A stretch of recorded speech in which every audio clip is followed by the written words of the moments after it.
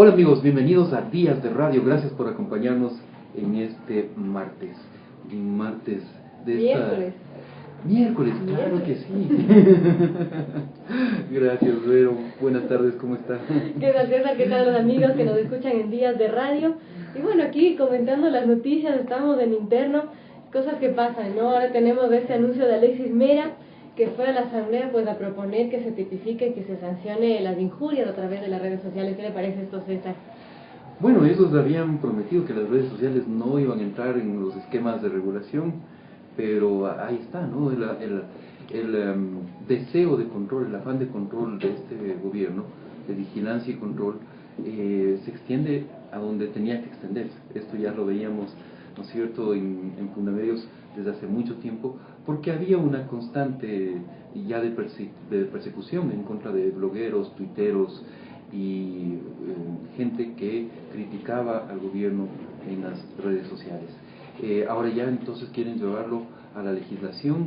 Me imagino que es una propuesta para introducirlo en el nuevo Código Penal, ¿no es cierto? Exactamente, Alexis Mera acudió justamente hoy a la Comisión de Justicia de la Asamblea Nacional y donde está debatiéndose justamente este nuevo Código Integral Penal, así que vamos a ver si es que esta comisión la acoge o no, estaremos pendientes de eso. Así es. Y bueno, dado que ya están nuestros invitados de aquí, quizás le podemos integrar a la conversación. Bienvenido Juan Carlos Calderón, el director de Plan B, el nuevo proyecto editorial que se presenta mañana en la ciudad de Quito. ¿Cómo ha ido el día? ¿Cómo están las horas previas al lanzamiento de Plan B, Juan Carlos? Bueno, gracias César, buenas tardes. Verónica también, Lucho Argüello, compañero del proyecto que nos acompaña.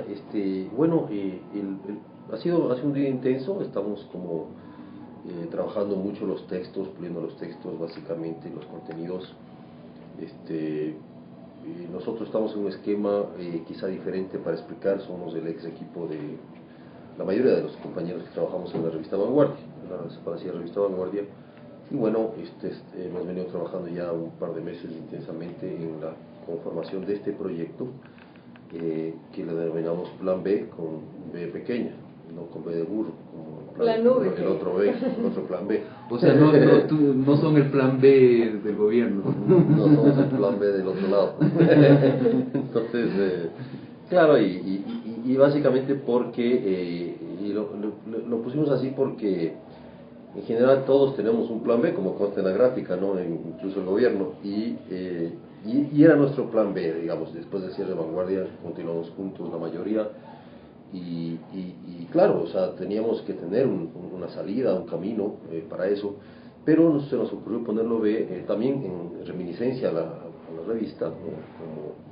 como B chica, pero también con ciertas connotaciones que podíamos agregar, digamos, en torno a la V o B chica, que tiene que ver básicamente con el momento que requiere el periodismo del Ecuador, un momento de valentía, creo yo, un momento de perseverancia, entonces, en lo que creemos. Y ese es el punto, César y Verónica. Hemos estado, como te digo, como venimos de que es un medio impreso, básicamente, es una revista gráfica, sí nos ha tocado como reaprender, ¿no? Todo este proceso.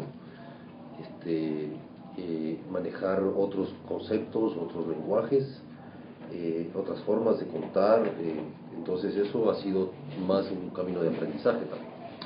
Bienvenido también a Luis Argüello, él es el director gráfico del nuevo proyecto, o editor gráfico, ya me aclararás, Luis, de Plan B, con V, ¿no? Como dice el novio de Verónica. Bien, bueno, bienvenido Luis. Esta diferencia que nos planteaba, que nos marcaba Juan Carlos entre el periodismo o el hacer un medio digital y un medio impreso, me imagino que en lo formal, en el diseño, también tiene sus complejidades.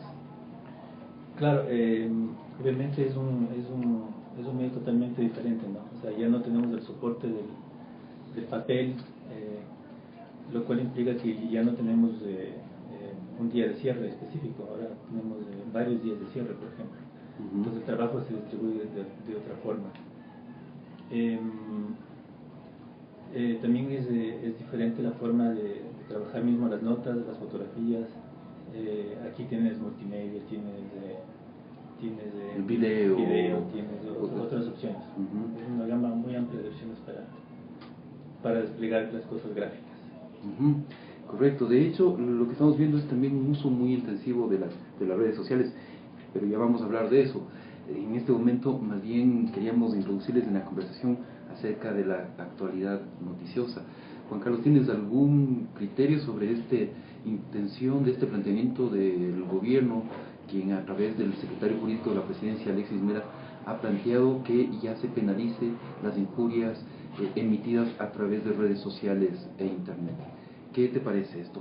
Les toca, ¿no? Porque ya es introducir, digamos, la legislación, la penalización incluso de la expresión a través del internet, que pensábamos que estaba a salvo.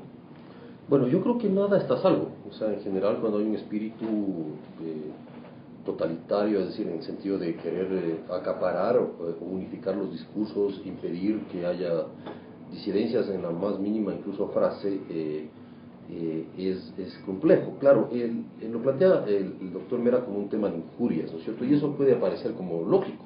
Digamos, cualquiera te dice, está bien, o sea, si tú injurias en cualquier manera, es lógico que pueda ser castigado o deba ser castigado. Eso ya está tipificado, además, en el Código Penal. Pero el punto es, el problema es cómo defines y quién define qué es injuria, y además esto en redes sociales, porque además las redes sociales son muy sinuosas, es decir, parten incluso en muy gran porcentaje parte del anonimato, o sea, de personas o de lo que se llaman los avatars, ¿no es cierto? Y de representaciones, diríamos, inclusive, ¿no? Ahora, es obvio que un gobierno que se considera perseguido por los ciudadanos, porque eso es lo que parece, ¿no? Va a pretender que todo lo que se diga en su contra sea calificado de injuria. Y es lógico también porque a mí me sorprendió mucho una frase del presidente del llamado Consejo de Regulación, Patricio Barriga, que salió publicado, creo que en El Ciudadano, donde decía que el Consejo se sentía, veían así en esos términos, muchísima satisfacción que los medios de comunicación se han ido adaptando y han ido asumiendo la ley de comunicación. ¿No es cierto? Entonces lo que estamos viendo es un escenario en el cual los medios de comunicación tradicionales, digamos, han venido como entrando en un proceso de apaciguamiento, entre comillas, incluso en registrar las noticias de una manera que no moleste al gobierno. Y yo me remito a la cobertura de la protesta de ayer, por ejemplo, en el tema de Yasuní. Un medio que se llama el más grande del país hace una nota citando únicamente la fuente del Ministerio del Interior, del Ministro del Interior, lo cual viola la ley de comunicación, obviamente. Es decir, porque lo que uno tiene que hacer es contrastar. O sea, la ley, si vamos en estricto a cumplir la ley, uno tiene que contrastar. No importa si sean informaciones oficiales o no oficiales, uno tiene que contrastar con la realidad. Entonces, por lo menos esperaría otra fuente, ¿no es cierto? Fíjate cómo se dan la vuelta las cosas, y entonces eso es buen periodismo para el gobierno, o sea, eso es un gran periodismo para el gobierno, no preguntar. Y claro, eso es lo que está pasando en este otro proceso. Entonces, obvio que las redes... A propósito del buen periodismo, Juan Carlos, y de lo que considera el gobierno buen periodismo, hubo también una frase muy llamativa en estos días del secretario de Comunicación, del secretario de Propaganda del gobierno, Fernando Alvarado, diciendo que, los hechos de relevancia pública, lo decía así, están definidos en cualquier manual de periodismo responsable.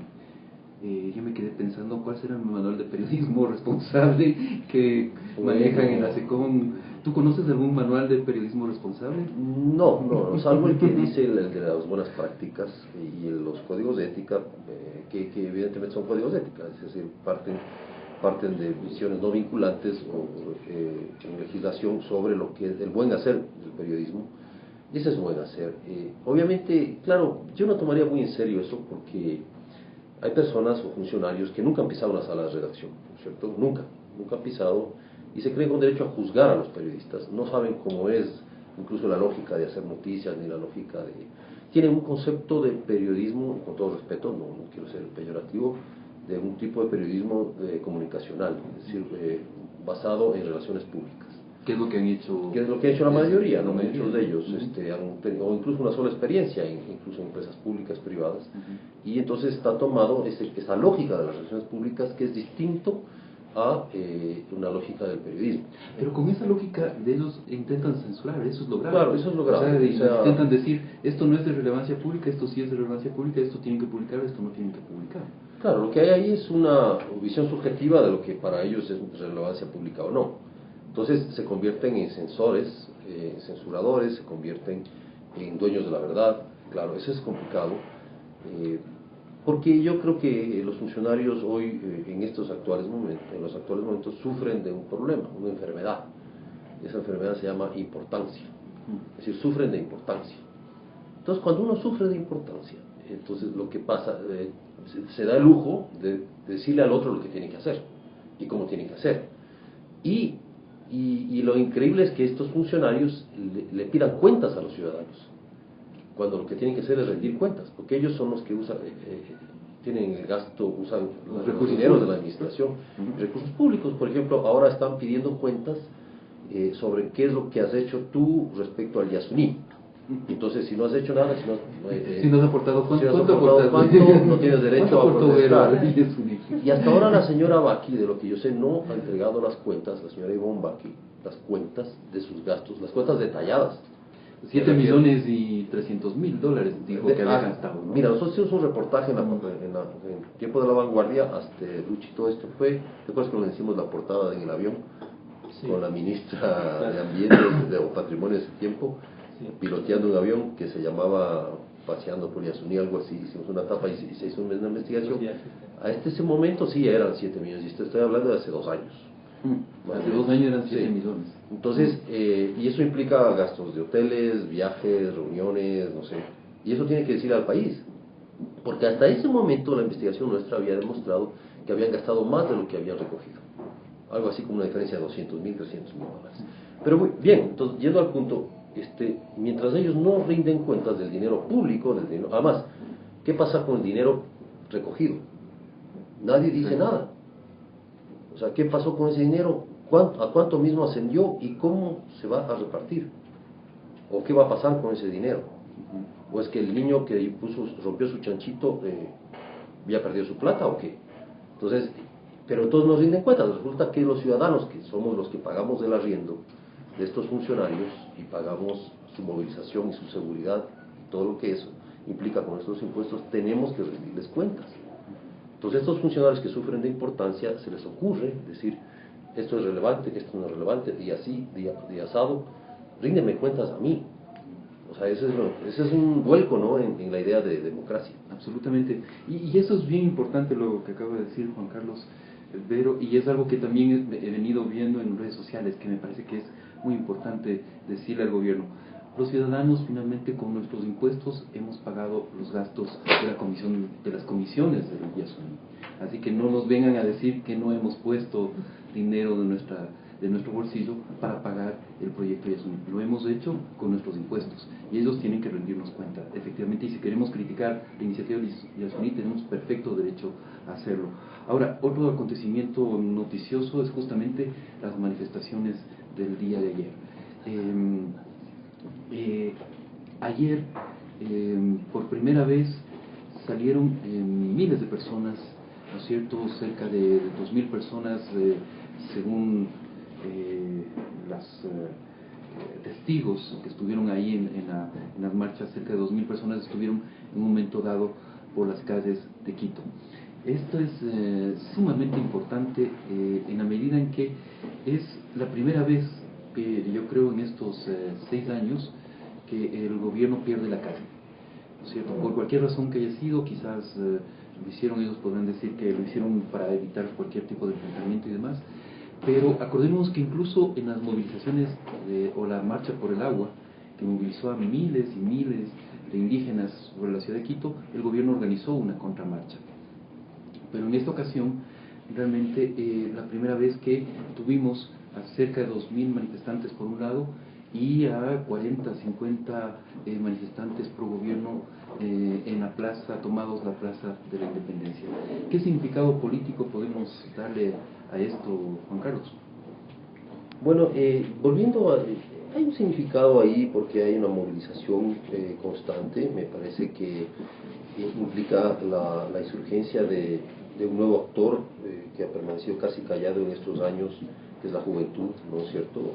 Casi estudiantes universitarios que han venido saliendo, claro, golpeados por esta decisión, básicamente por la ruptura de la promesa del Yasuní.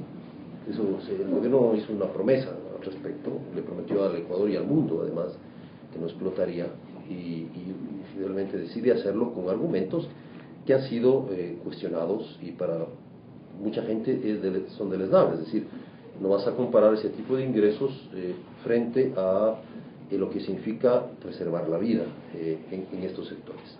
Entonces, y lo que yo vi ahí fue, como te decía, volviendo al tema de los medios tradicionales, de cómo hicieron la cobertura de estas movilizaciones.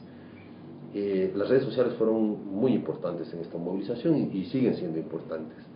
Es decir, hay etiquetas o hashtag, ¿cómo se llama? Hashtags.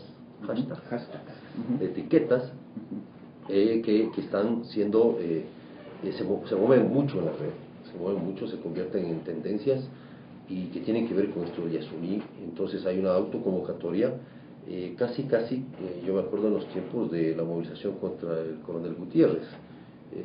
Me refiero al tipo de autoconvocatoria, no en las intenciones, obviamente, ¿no? Aclaro eso. Pero es así, entonces es obvio que ahí hay una especie de despertar. Pero yo lo que veo, lo interesante del tema es que es un despertar muy puro. O sea, yo veo a animales puros, perdonándome la comparación con el título del libro de Pedro Jorge Vera, los animales puros, que están luchando por principios. Eso es interesante, ¿no? O sea, que también es un cambio. Es decir, aquí no hay conveniencias, o sea, nadie le puede decir a esta gente que está saliendo, y cada vez creo que más, que hay una conveniencia o interés político o económico, ¿no es cierto? Aunque el gobierno pretende a toda costa salir con el viejo truco de la conspiración, como salió ayer el ministro, el viejo truco de la conspiración. Entonces, eso es un cambio. Entonces, y en ese plano, para volver al tema, se ha insertado Plan B en el tema de las redes sociales como revista. Nosotros todavía estamos en construcción de la página misma, de la plataforma en sí misma, pero adelantamos la puesta en escena en Facebook, ¿no? Con una puesta en escena novedosa, precisamente por los acontecimientos, y para ir propagandizando, publicitando los contenidos de ciertos temas que ya hemos terminado de hacerlos y estamos a punto de soltarlos al aire. Y entonces, y uno de estos temas tenía que ver precisamente con los impactos que podía generarse en la explotación petrolera en la zona, y pusimos unas fotografías que obtuvimos de fuentes de trabajadores petroleros respecto al impacto que estaba causando en la fauna de la zona, básicamente en las zonas aledañas del bloque 31, que ya está en explotación. Y entonces, claro, eso ha causado mucho impacto. Cerca de más de 100.000 personas en este momento han venido ya hablando de ello, ¿no? Entonces, y otras cosas que estamos promocionando, como Desiree Yepes, aquí presente, que es una de nuestras compañeras. Sí, ya vamos a presentarle a Desiree, justamente le queremos dar la bienvenida. Gracias, Desiree, por venir a Días de Radio, Rayuela Radio.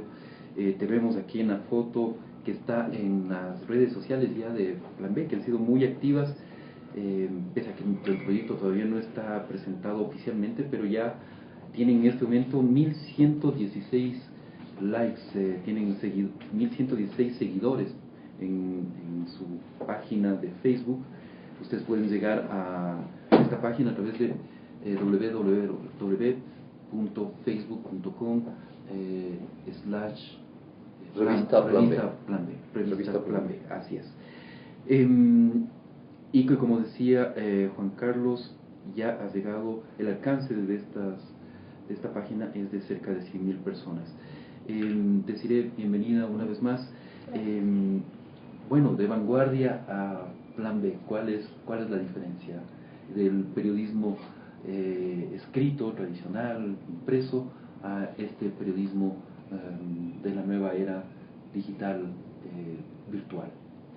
Creo que este es un cambio bastante positivo y es un salto enorme en cuanto al formato. En Vanguardia estábamos un poco limitados en lo que se refiere a espacio, nunca en cuanto a temas, por el formato clásico de la revista. Ahora, al tratarse de internet, abrimos nuestro campo y vamos a poder incursionar y presentar los temas en diversos géneros, en diversos formatos. ¿Y te ha costado eso a ti? Es decir, antes tenías, me imagino, decías, tengo 6.000 caracteres para escribir esta nota, y ahora te vuelas, ¿no es cierto? Personalmente ha sido un reto, porque también tenemos nosotros que como periodistas tratar de ampliarnos y de un tema buscar las diversas formas en las que podemos presentarlo, tanto en fotografía, en video, en audio. Entonces creo que ha sido súper positivo y que nos obligaba a nosotros a crecer profesionalmente, o sea, por esto como un reto. Y además pensar en formatos multimedia, ¿no es cierto? Por supuesto. Esto, tanto para el editor, para el director del proyecto, como para los periodistas, significa repensar, ¿no es cierto? Ya no es solamente escribir la nota, sino registrarla en video, grabarla, editarla después para que el audio esté disponible. ¿Cómo han estado en este entrenamiento para manejar nuevos formatos? Juan Carlos, diré, y si quieres participar, Luis, también de la conversación. Le dejan a Luis para que... Pero por favor, es nuestro delegado. Bueno, o sea, acostumbrándonos un poco, ¿no?, al salto del papel a la web, acostumbrándonos un poco a interactuar más en las redes sociales también, haciendo fotografías, pensando en otro esquema de trabajo de publicación, no sé. Sí, encontrando los espacios, decía, para esos nuevos formatos, para combinar esos formatos, Sí, ¿no? claro. Introducir esa información. Por ejemplo, cuando diseñas en papel, hay como que más libertad de hacer cosas un poco más locas, pero en la web tienes que limitarte un poquito más a estructuras. Pero bueno, o sea, es una cosa que quiero ir manejándolo poco a poco. Es decir, interesante eso, o sea, tienes que sujetarte a formatos más rígidos, pero en contenidos puede ser mucho más libre, Juan Carlos. Claro, eso te da una gama de oferta, digamos, al lector, porque ya el lector se convierte en internauta, es decir, pensar en un lector que tiene en la vida misma, en su realidad, tiene acceso a televisión, a sonido, ¿no es cierto?, a lectura, a gráfica, que es la fotografía, y entonces, claro, el reto, y además a interactuar en las redes. O sea, ahí tienes al menos cuatro formas de plantear una relación con un tema que para nosotros era simplemente escribir la nota y darle a Lucho para que diseñe, ¿cierto? Y claro, igual no es tampoco fácil. O sea, yo creo que el trabajo en prensa escrita tú has pasado por ahí igual, desde los más duros, implica un proceso de reelaboración constante. Pero web, claro, uno tiene que, y ahí es clave, por ejemplo, el papel del editor web, que te dice, mira, esta entrevista la vamos a retasear, la vamos a manejar como en varios formatos. Incluso tenemos posibilidad de hacer infografía, o podemos hacerle una propuesta multimedia con combinaciones. ¿Sí? Puedes combinar sonido ahí mismo, en un mismo paquete, o separarlo, o elevar documentos, ¿no es cierto?, a la web. O sea, eso también, por ejemplo, como Plan B tiene que ver mucho con periodismo de investigación, queremos entregarle al lector de la plataforma o del portal el contenido completo de varios documentos que vamos incorporando en nuestros temas de investigación.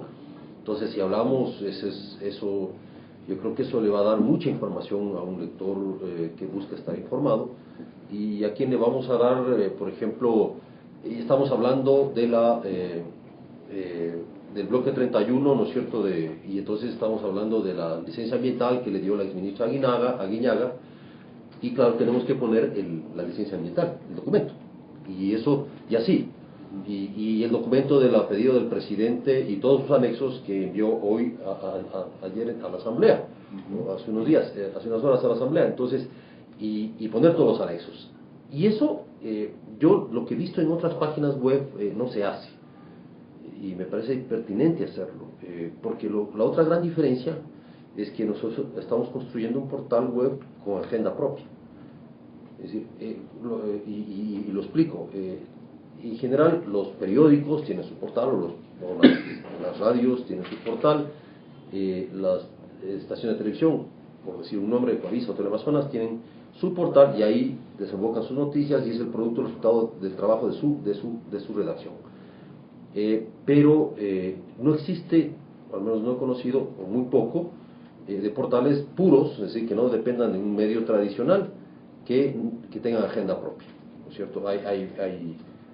Hay una opción, entiendo que hay una que se llama Ecuador Libre Red, que está en el aire y está planteando ese escenario, que nosotros estamos también en eso, es decir, planteando una agenda propia, porque el resto, o una buena mayoría, son agregadores de contenido. Agregan contenidos de otros medios, obtienen permisos. Eso nos pasaba en Vanguardia, por ejemplo, que nuestros reportajes iban a parar a ecuadorenvivo.com, ¿no? Con autorización, obviamente, y eso generaba un tráfico muy alto para esta página. Nosotros no podíamos, éramos incapaces de hacerlo en nuestra web. Periodismo que sirve es el lema de la revista. ¿Qué significa esto, Desiree? En tus propias palabras, ¿qué significa para ti el periodismo que sirve? Creo que como la frase mismo lo indica, es un periodismo que se convierte en algo útil. O sea, es información que le sirve a los lectores, que va a enriquecer también la posibilidad de informarse, de cuestionar, de ser críticos con algunas entidades, con algunas instituciones. Y creo que el abanico de Plan B, al ser periodismo que sirve, se vuelve súper amplio. O sea, desde temas políticos hasta culturales, pasando por tecnológicos, o sea, es un abanico bastante amplio. Es decir, la revista no es solamente una revista política de investigación.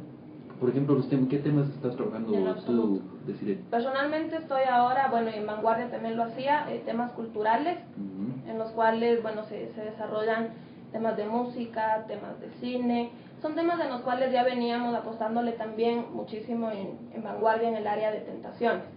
También el tema de personajes, el descubrir gente que en el cotidiano está haciendo cosas, que propone cosas en el mundo del arte. Interesante. Tú dices en el manifiesto que está en este momento ya colgado en la página web de Plan B, www.planb.com.es.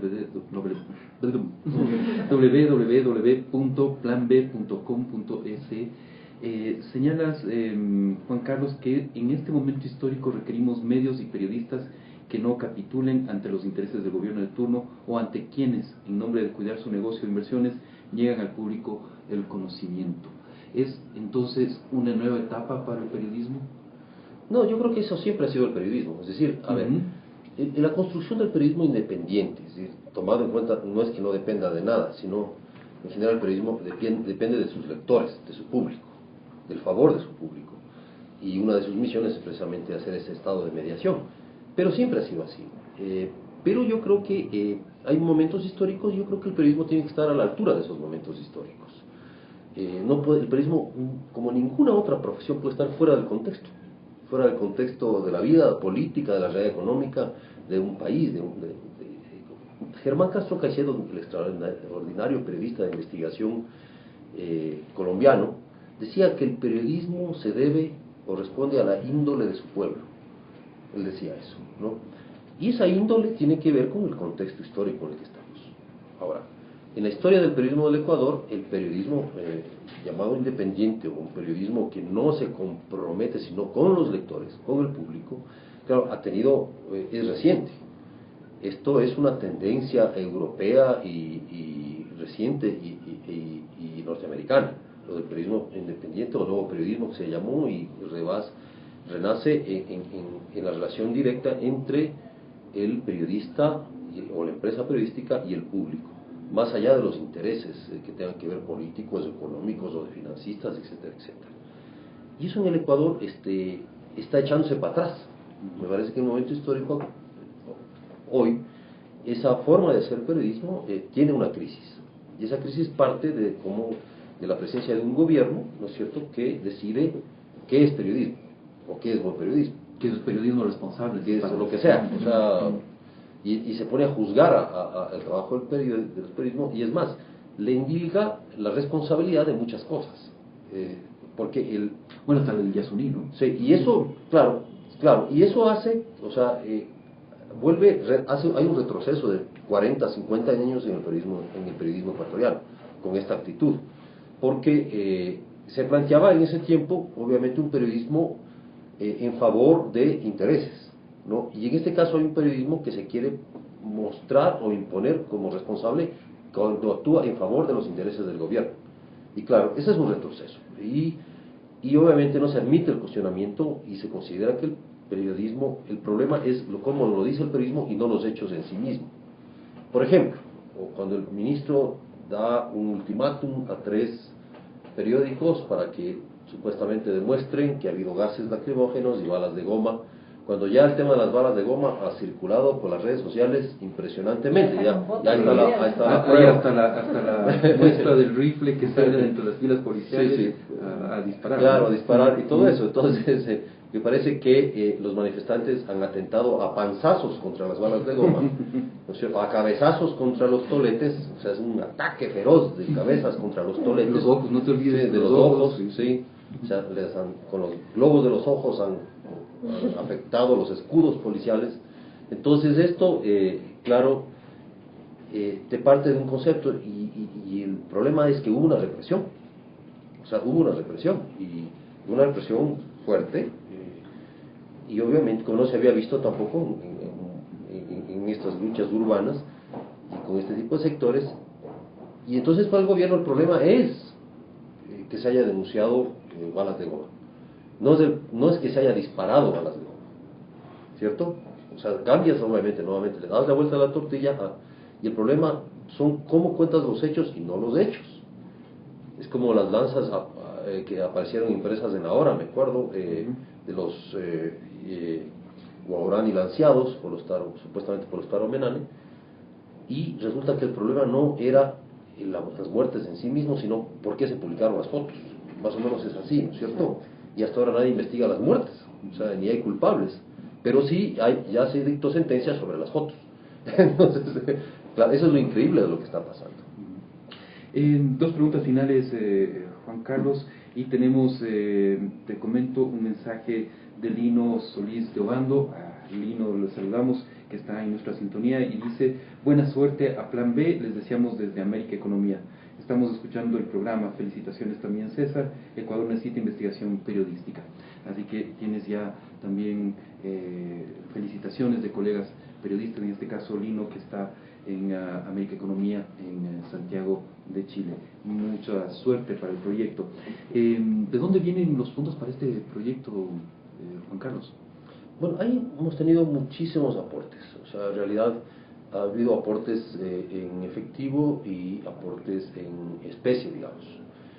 Nosotros estamos con un plan de negocio. Es decir, este es un proyecto independiente, no está auspiciado por ningún grupo económico, ni por el Estado, digamos, es un proyecto de periodistas. Estamos en proceso además de constituirnos en una sociedad de periodistas. Y esto puso, ¿no? Les hemos visto aquí cómo... En una sociedad de periodistas que lo que busca es precisamente obtener recursos y generar recursos para ir saliendo. Es decir, por ejemplo, hemos podido poco a poco, goteo a goteo, digamos, así, o sea, gota a gota, ir sosteniendo la nómina y sosteniendo, teniendo un lugar para trabajar. No es un lugar grande, es un lugar pequeño. Ahí estamos puestos como la mesa redonda, ¿no es cierto? Tenemos apenas un par de máquinas, hemos traído nuestros equipos personales, hemos tenido la posibilidad de ir, que se pueda financiar el internet, que es básicamente la materia prima con la que estamos trabajando, la cafetera, ¿no? Porque es más importante que cualquier cosa, que hacer un aporte personal. Entonces, y ese tipo de cosas. Entonces ha habido, digamos, gente que ha dicho: mira, nosotros queremos que ustedes continúen, vamos, póngase. Y entonces tenemos una figura de aporte en cual esto es lo que vamos a terminar de conformar paralelamente al lanzamiento. o la puesta en marcha del proyecto periodístico, y que tiene que ver con esta sociedad de periodistas que además tiene un grupo de amigos, un grupo de gente que está creyendo en este tipo de periodismo y que está aportando, ¿no es cierto?, para su sostenimiento.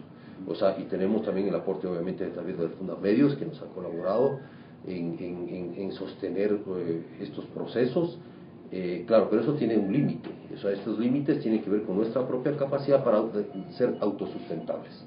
Y en eso estamos, es decir, lo que creemos es que es necesario es construir empresa. En Vanguardia tuvimos ese problema, es decir, a mi criterio había un déficit de empresa, a pesar de los esfuerzos que se podían hacer, pero eso impacta en los contenidos, impacta en el propio desarrollo y el servicio que se le pueda dar a los lectores. Entonces hay que construir empresas, es decir, implica tener una alta capacidad para generar adhesiones con suscripciones, por ejemplo, que es un modelo, ¿no es cierto?, de ingresos. Participamos en fondos de investigación, por ejemplo, que es otra forma de ingresos. Hay fondos internacionales para investigación, entonces que se están aplicando aportes internacionales. No es secreto que organismos que defienden libertad de expresión a escala internacional aportan muchos proyectos en América Latina, entre ellos estamos aplicando también para eso. Es decir, tenemos que tener además una gama de aportes. Entonces, más o menos así hemos estado patojeando, y saliendo poco a poco, ¿no? Y es como vivir al día ahorita, pero bueno, ahí eso estamos. Es que realmente yo creo que quizás uno de los deficiencias que hemos tenido los periodistas en el Ecuador es justamente no haber sido más emprendedores, no haber creado más medios propios de los periodistas. Y por eso les pregunto, deciré, Luis, bueno, ahora ustedes están ya de empleados, ahora van a pasar a ser parte de los accionistas, digamos así, de un medio de comunicación. Es un cambio sustancial, me imagino, incluso para sus vidas de forma personal. Por supuesto, el entender que lo que están haciendo es, primero, un trabajo en equipo, y creo que en eso sí hay que destacar el trabajo y la labor de Juan Carlos. Entonces, si no fuera gracias a él, creo que difícilmente estuviéramos todos todavía agrupados en este proyecto. Y sí, en efecto, es un cambio sustancial el saber que estamos emprendiendo algo nuevo en el país, algo que no se había visto, y ser parte de esto creo que nos merece a todos estar orgullosos de ser Plan B. Luis. Y claro, debo decir que también es como una satisfacción muy grande ser parte de este equipo, ¿no? Y yo siempre había sido empleado, ¿no? Entonces es un cambio también, una nueva oportunidad de crecer y de apoyar, o sea, con más voluntad todavía.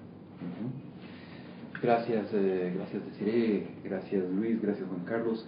Si uno lee el manifiesto de Plan B, el manifiesto por el periodismo que está colgado ahorita en la página web de Plan B, lo que resalta es que es un periodismo con valores. ¿Qué valores son esos, Juan Carlos?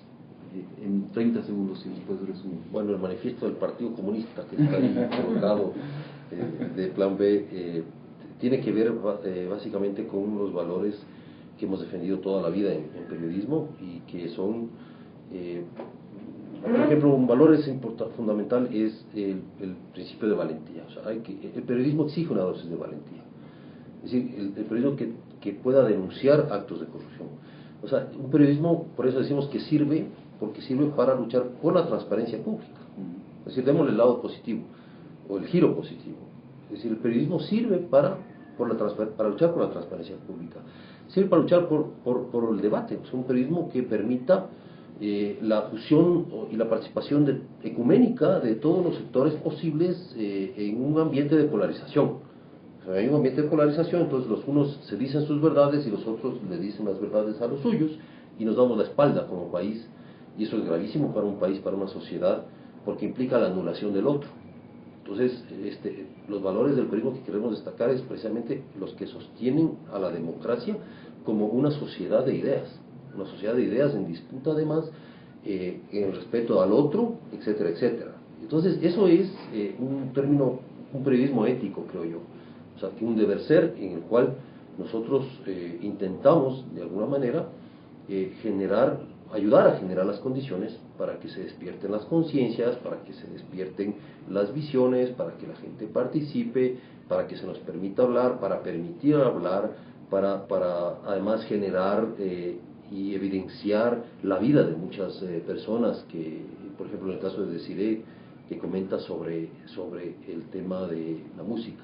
Nosotros, como proyecto en vanguardia, como proyecto hoy en Plan B, estamos decididos a seguir generando la visibilidad de la industria musical ecuatoriana, por ejemplo, de los chicos y grandes que siguen haciendo música ecuatoriana, o cine ecuatoriano, etcétera, etcétera. Entonces, eso es un valor, creo yo, en sí mismo. Entonces, el respeto al otro y el permitir que a poder hacer un periodismo no sectario, no sesgado, un periodismo que acepte y adopte las realidades, pero que también sea crítico con esas realidades. O sea, yo creo que el pensamiento crítico es fundamental en una sociedad.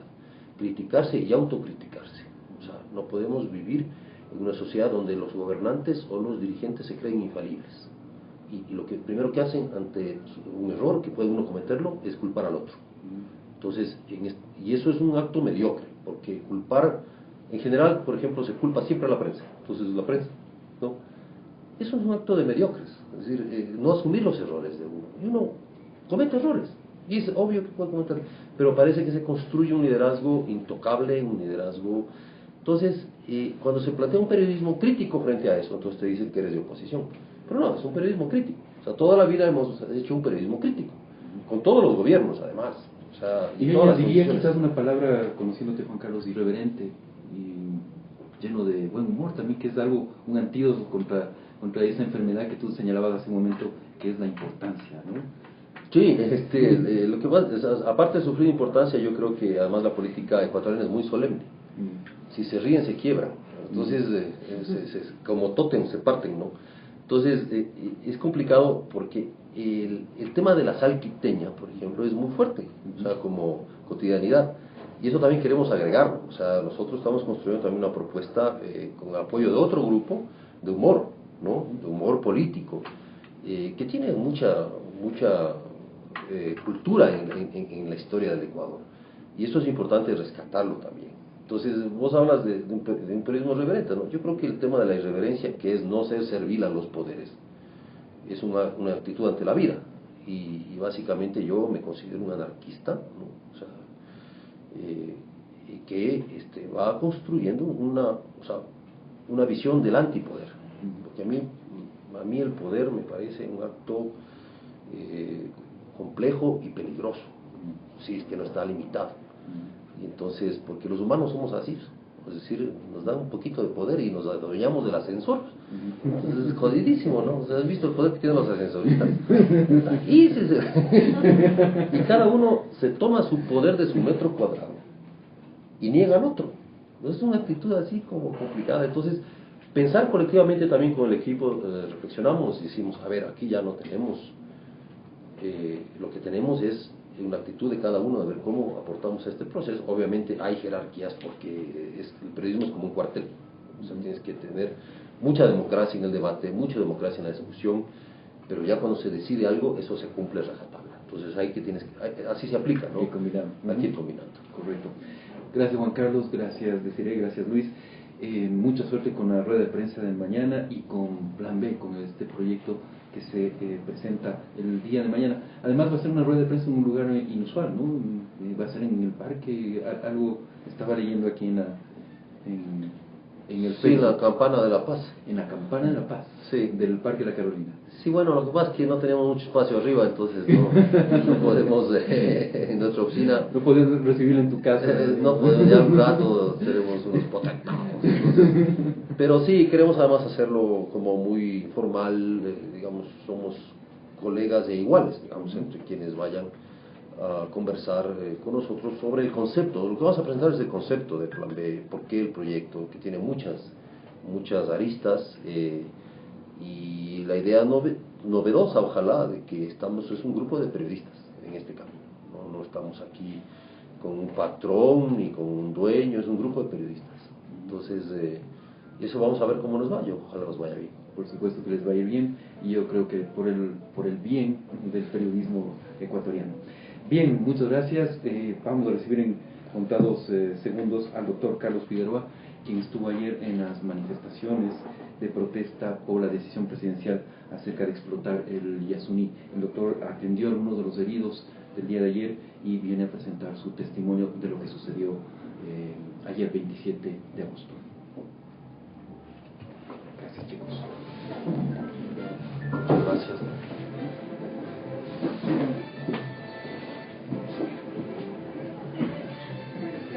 Tenía que operar.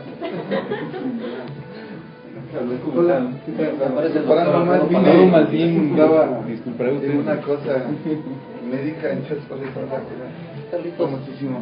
¿Qué es que estaba de atendedor de ayer? Usted no me tocó más, hermano, pero no tenía, digo, la próxima manifestación vengo con... Entonces voy a tener que ir porque dieron... 50 gente le golpearon, hermano. Tontole, había partido la cabeza. Había uno. De cabezazos.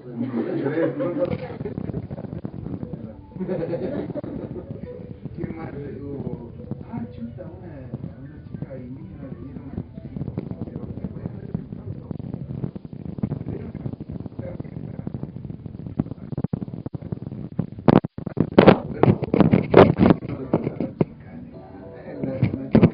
pero que fue afortunadamente la mayoría le dieron las piernas, pero había que hacer gente en las manos, y tipo, el rato que terminábamos ya, yo les decía, váyanse, porque si no,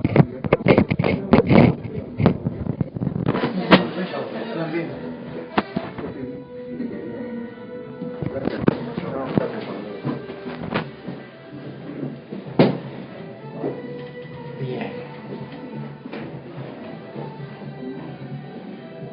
Carlos, ¿cómo te presentas? ¿Solo como doctor? Como médico. Médico que estuvo en el día de ayer. parte de Preferible para que más vayan al futuro.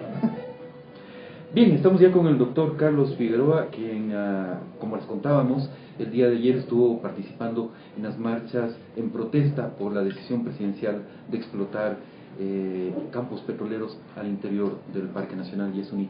Buenas tardes, Carlos, ¿cómo están? Sabemos que usted estuvo ayer y que le tocó, dado su profesión de médico, asistir a algunos de los heridos por la acción policial, que fue una acción policial que el gobierno ha negado, pero definitivamente fue represiva. Muy buenas tardes. Bueno, el día de ayer, yo creo que las redes sociales ahora nos hacen conocer mucho más rápido, ¿no? Y creo que en las redes sociales, miren que yo ni siquiera he ido a las redes sociales, me contaron que ya había muchas que estaban colgadas ahí, porque yo les dije, miren, acabo de ver, regresaba a mi casa, digo, acabo de ver una rueda de prensa del ministro de gobierno, eso era medianoche, ¿no? Veía en uno de los canales de acá y le digo, acabo de ver que él niega que se haya usado balas de goma. Y no, pues nosotros cogimos algunas de esas balas de goma, algunos de los ciudadanos mostraban las balas de goma. Entonces, ahora, eran unas balas, digamos que eran unas pelotitas. Claro, no son balas de forma de bola, son sí. Redondas, son como canicas. Y que son más bien de pintura, no son como las que se usan en este juego de paintball. No eran, no reventaron. Eran sólidas. Sí, yo al menos las palpé. Tienen ahí, no sé si es que a lo mejor algunas de esas no reventaron, pero yo no veía gran cantidad de gente manchada. Yo veía con los proyectiles que habían pegado en el rostro, por ejemplo, y bueno, había una equimosis, no había todavía una equimosis, sino una laceración pequeña. La equimosis se hace después, en los siguientes días se hará y se harán mucho más, se hinchará mucho más. Les decía yo, no se preocupen que mañana realmente van a ver qué dimensión era el golpe, porque realmente es un fuerte golpe. Había gente en la frente, yo recuerdo una chica, pobrecita, estaba muy asustada porque a ella le había dado ese bala por el cuello, pero le lastimó y le sangró, estaba muy asustada. Bueno, y habían otra gente que en cambio a punta de toletazo le abrieron la cabeza, habían algunos. Yo creo que incluso si el gobierno quiere, vaya y vea, algunos de ellos llegaron al centro de salud número 1, que está allá a 3 cuadras del centro de salud número 1, y que les dije a los compañeros, vayan y también saquen el certificado de que ustedes fueron atacados, o que les den simplemente el certificado de que tienen una lesión, nada más, no tenían por qué poner otra cosa. Nosotros nos pusimos en contacto con algunos de los heridos, por ejemplo la señorita Cecilia Moreta, quien recibió el impacto de una de estas balas en el ojo. y que tuvo que ser trasladada justamente al centro de salud. Claro, Número uno. no sé Usted si vio era, a sí, esta chica? yo le vi, seguramente es ella, ¿no? Ujú. Era en el párpado superior. Ujú. Oiga, que si le daban el globo ocular, le pueden reventar el globo ocular. No es, o sea, no, por lo menos no apunten al cuerpo. Gran cantidad de gente tenía en el cuello, en la cabeza, lo que quiere decir que le apuntaron. Ujú. ¿Sí? O sea, no hagan eso. Por favor, instruyan a las fuerzas del orden a que no hagan eso. Vean, incluso en otros lados les dan al cuerpo, les dan a las piernas. Sí, es para hasta cierto punto inmovilizar o tratar de sacar de juego a la gente. Pero, por favor, no den a órganos vitales, no le den a la cara, no sean torpes. Doctor, de los Es una casos más graves torpeza. que vio, ¿cuáles podría contarnos? Digo yo, vi dos rotos la cabeza. Claro, cuando se rompe y se ve sangre es espectacular, o sea, la gente se preocupa mucho. Entonces, bueno, tuve que atenderles, tranquilizarles, coger un pañuelito y decirles ponte en la cabeza para que no te sangre y por favor dirígete ¿Cómo para le acá. rompieron la cabeza? ¿Con A toletes? toletazos. Sí, la mayoría decía sí, me dieron un toletazo y había, me daba chiste cuando le vi al señor policía con un lastimadito en el brazo y yo decía, pero si veían para este lado, ¿no? Donde estaba la gran cantidad de gente lastimada y rotos la cabeza y sangrando de la nariz. Cierto, había otro chico que estaba, ojalá no tenga fractura de la nariz, pero le habían dado en la nariz y tenía una herida lineal también sangrante sobre la nariz. O sea, no es que no hubo acción, hubo acción brutal de la policía y eso tienen, bueno, ahora ya en las redes, antes era solo de venir a contar, ¿no? Y si es que había algún fotógrafo por ahí, ahora es facilito, pues, ¿no? Cogen el teléfono, se coge una cámara, se coge cualquier cosa y se toma una foto y enseguida está en las redes sociales, así es que no tengo para qué mentir, ni exagerar el cuadro, sino decir, miren, esto es lo que pasó, y bueno, algunos de los, vi a un chico, por ejemplo, un niño, ¿de qué edad era? Yo creo que era unos 11, 12 años que también estuvo ahí. Lo que hay que rescatar, ya les voy a decir después quién nomás estuvo.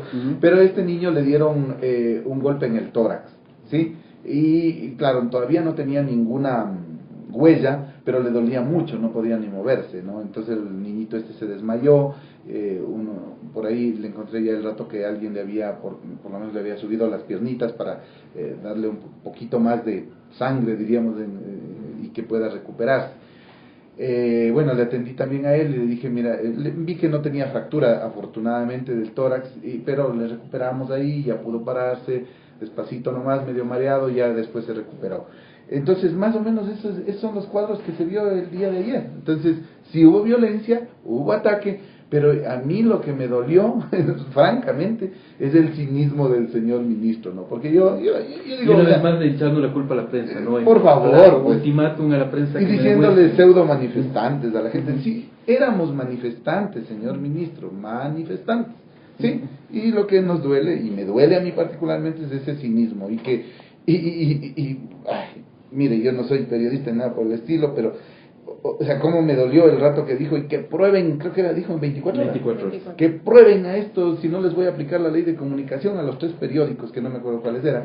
El Universo, el Diario Hoy y Diario La Hora. Imagínense. El Comercio, perdón. El La Comercio, Hora, el La Hora. Universo y el Comercio, sí. Sí, o sea, francamente me indigné, y gracias porque ahorita me están sacando un poquito de lo que tenía dentro, de la bronca que tengo, eso de decir, ¿cómo puede ser posible que este señor se invente esas cosas, ¿no? Y ahí es que también pierde credibilidad de las cosas que está haciendo y que ha hecho anteriormente.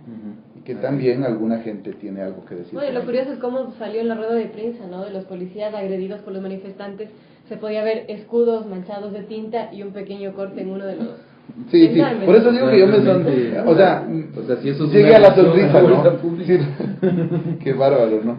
Pero sí hubo enfrentamiento. Claro, es que no querían que pase, estaban bastante gente. Yo creo que sí había en unos 4.000 personas, sí, y tenían miedo. Los testigos nos han dicho entre 2.000. A ver, es que había bastante gente diseminada y en el bloque grande estaba unas 3.000 personas, unas 2.500 por ahí en el bloque grande.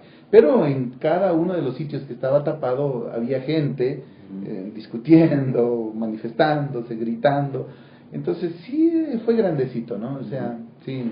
Y los heridos, tienen nombre y apellido, ¿no? O sea, por ejemplo, la señorita que usted le vio que se rompió la cabeza y que la atendió es Estefanía Rodríguez, y el otro estudiante herido es Marcelo Negrete. Por si acaso, con todos hemos hablado, hemos comprobado que realmente se tratan de los heridos. Hemos visto las fotos, tuvo gente de Fundamedios en las manifestaciones, así que sabemos. Sí, yo también tengo algunos nombres, ¿no? No creo que deba decirlo. Por ejemplo, una de ellas, una chica que se llama Berito, me mostró cuando le dio esta bola de goma en el dorso de la mano, y claro, ya se le comenzó a hinchar y no podían moverla, lógicamente que le inutiliza a uno, ¿no? A la otra chica, a la Shari, le dieron en la muñeca, así, en algunas partes, pero realmente estaban doloridos, ¿no? A otra chica le dieron 2 perdigonazos, uno en la pierna y otro en el muslo,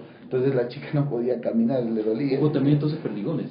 No, ay, perdón, estas bolas de goma. Claro, porque ya cuando quedaron poca gente, eso fue, el enfrentamiento primero fue cerca de la Plaza San Francisco, en la esquina. Y el segundo, que sí fue fuerte, fue cuando los policías, cuando bajaron al regimiento Quito a ver a Marco Guatemala y a las otras personas que habían sido retenidas, y luego se regresó la gente a seguir manifestándose en la Plaza del Teatro.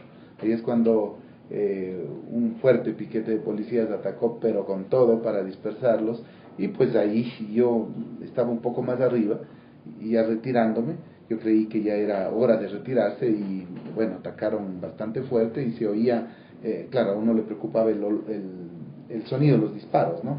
Bueno, yo ya había sabido que no eran disparos de balas, sino de estos proyectiles de goma, pero fueron bastantes, ¿no? Bastante. Hay una escena que está en este momento circulando en redes sociales, e incluso en el YouTube hay un video, ¿no es cierto?, en el cual se ve cómo sale un rifle de entre las piernas de los policías y comienza a disparar a los manifestantes.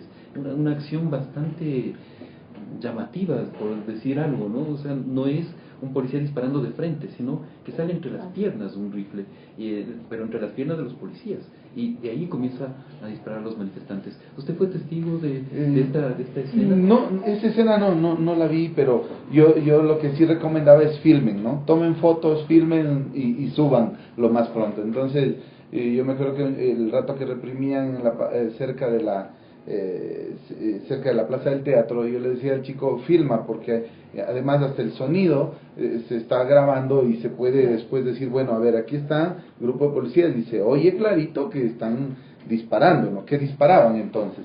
Sí, ya ahora no hubo los gases, porque me parece que son, ¿cómo diría?, bastante espectacularidad. Entonces lo que ahora utilizan es ese gas pimienta, creo que se llama. Que es un spray. Sí, y las niñas, fue a cantidad de gente, eso me olvidaba, que fueron atacados con ese gas pimienta, ¿no? Y adicionalmente los golpes y estas balas de goma. Entonces, sí hubo bastante represión. O sea, no utilizaron el gas clásico, ahora utilizaron el gas pimienta directo a los ojos, ¿no? Y la fuerza. Eso. Es decir, se cuidaron mucho de crear alguna escena en la cual se viera represión, pero hubo represión. No, fue grande.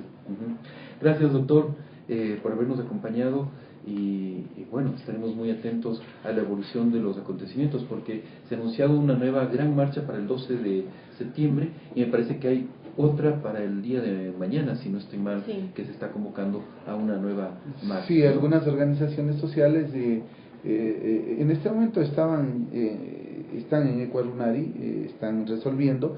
Hay una asamblea grande acá y también movilización el 14, si no me equivoco, y varias organizaciones sociales. A mí lo rico de esto me parece quienes están asistiendo. Es una gran cantidad de jóvenes, que me parece bien. Yo francamente estaba muy desilusionado que los jóvenes no participan, no dicen nada, y decía yo, bueno, yo desde bobito participaba en estas cosas y reclamaba y decía, pero afortunadamente esto de Yasuní ha sensibilizado tanto, que vi incluso niños que sus papás, uno de ellos, un amigo mío, me decía, también médico, me decía, oye, mi hija me vino trayendo, y la hija tenía creo que 10, 12 años, entonces, bueno, había incluso niños, o sea, 12, 13 años, que quieren y que ellos van y dicen, yo quiero defender a los animales, yo quiero hacer esto.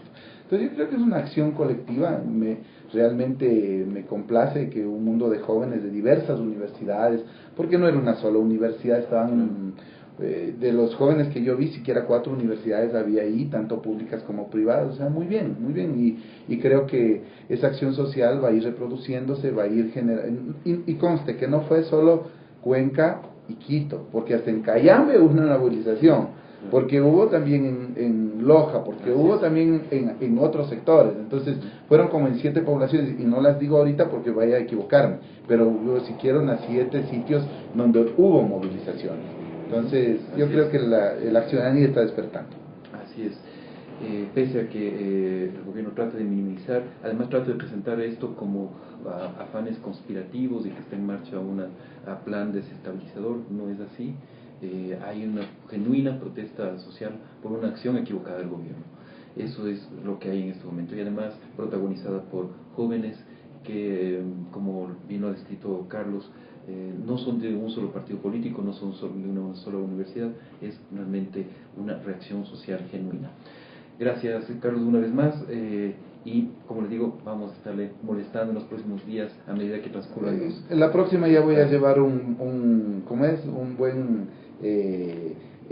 voy a llevar implementos para atender bien, porque ayer era, como quien dice, a la sardina nomás, a la criolla, y de luego me disculpen a los manifestantes.